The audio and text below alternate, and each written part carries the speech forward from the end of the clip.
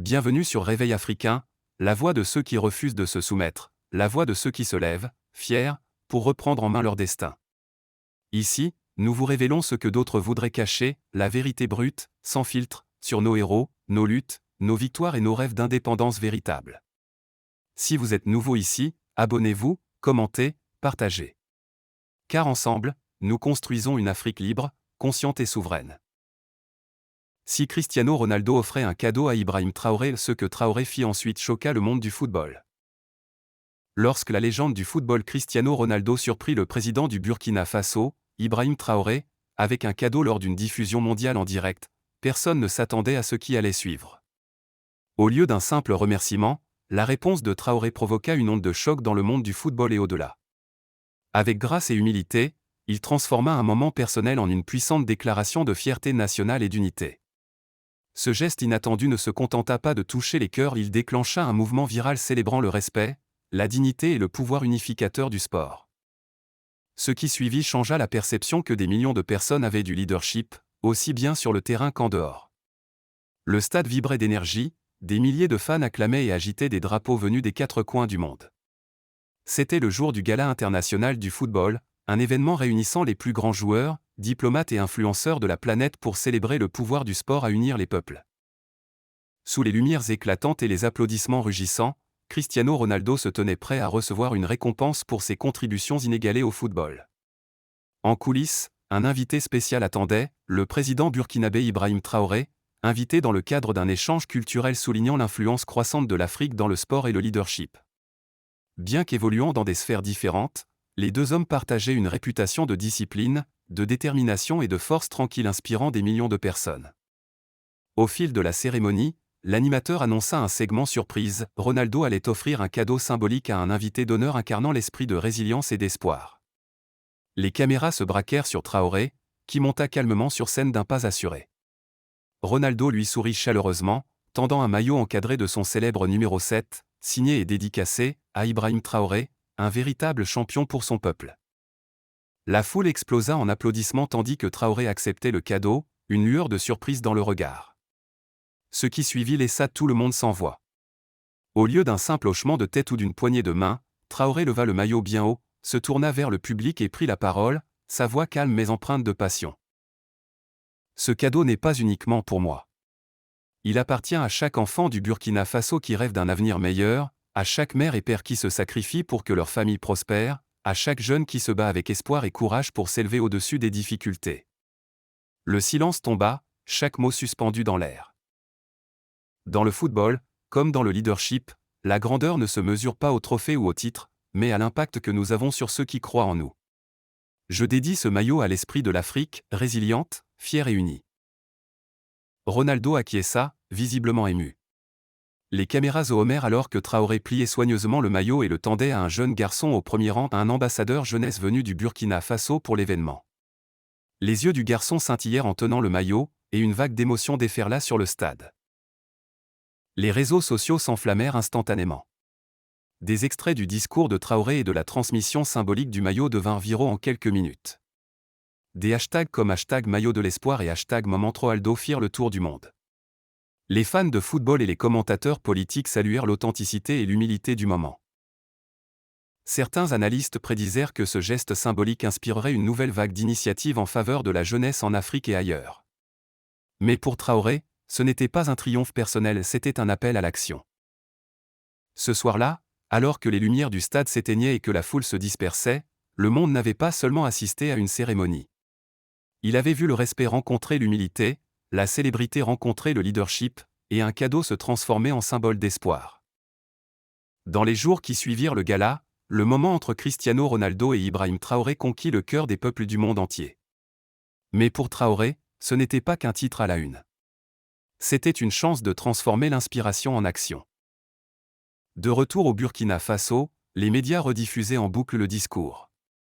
L'image de Traoré remettant le maillot signé à un jeune garçon toucha profondément les Burkinabés. Pour beaucoup, c'était la preuve que leur président se souciait vraiment de leur avenir. Dès le lendemain matin, Traoré convoqua ses conseillers les plus proches. Ce moment a ouvert une porte. Nous devons la franchir, non pas avec des mots, mais avec des actes concrets.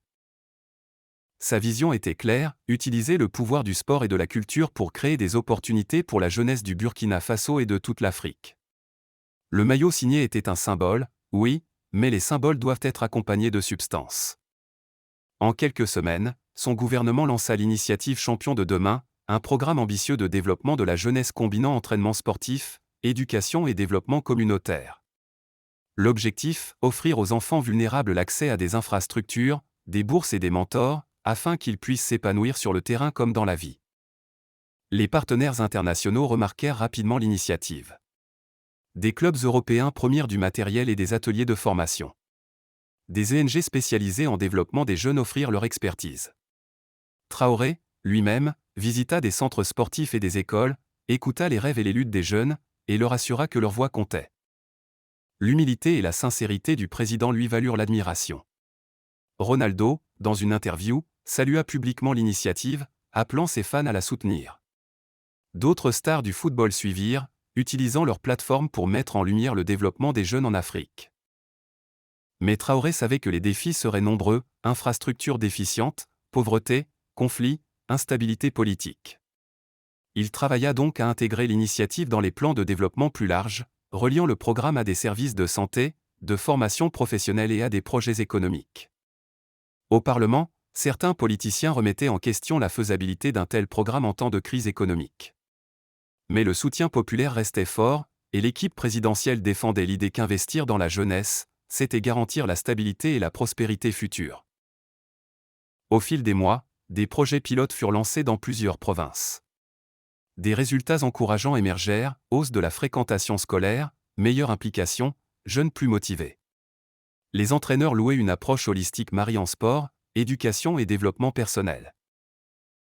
Pour Ibrahim Traoré, c'était l'accomplissement d'une promesse non seulement à ce garçon du stade, mais à des millions d'autres, témoins de ce que l'unité, l'humilité et la fierté nationale pouvaient accomplir. Le programme Champions de demain gagna en ampleur et traversa les frontières du Burkina Faso. Il déclencha un dialogue continental sur le rôle du sport dans la construction des nations et l'émancipation des jeunes.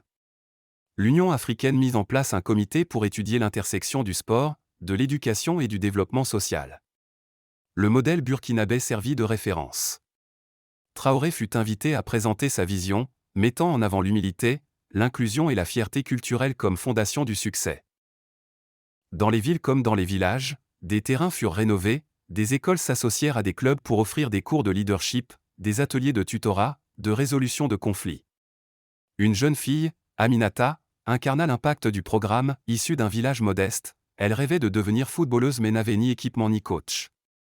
Grâce à Champions de demain, elle reçut tout cela, et plus encore jusqu'à une bourse pour poursuivre ses études. Son histoire se propagea, inspirant d'autres jeunes filles à briser les barrières culturelles. Les équipes féminines se multiplièrent, gagnant en reconnaissance dans les médias et sur les réseaux sociaux. Traoré ne se contentait pas d'administrer le programme, il assistait aux matchs, parlait dans les écoles, rencontrait les jeunes. Cette proximité renforça la confiance. Des donateurs internationaux, des entreprises privées investirent dans les infrastructures. La collaboration entre l'État, la société civile et le secteur privé servit de modèle pour un développement durable ancré dans les communautés. Malgré cela, les critiques persistaient. Certains politiciens accusaient le programme de détourner l'attention des problèmes économiques. Traoré leur répondit publiquement. La force d'une nation réside dans ses enfants. Quand nous nourrissons leur talent et leur esprit, nous plantons les graines d'un avenir où l'Afrique mène avec dignité et innovation. Le geste initial, un simple maillot offert, avait déclenché une révolution. Une génération se leva, convaincue que ses rêves comptaient. Dans le silence de ces nuits, Ibrahim Traoré repensait souvent à ce garçon qui avait tenu le maillot. Il représentait chaque enfant du continent. Et le voyage ne faisait que commencer. Champions de demain devint bien plus qu'un programme gouvernemental, une révolution ancrée dans l'identité du Burkina Faso, une étincelle pour toute l'Afrique.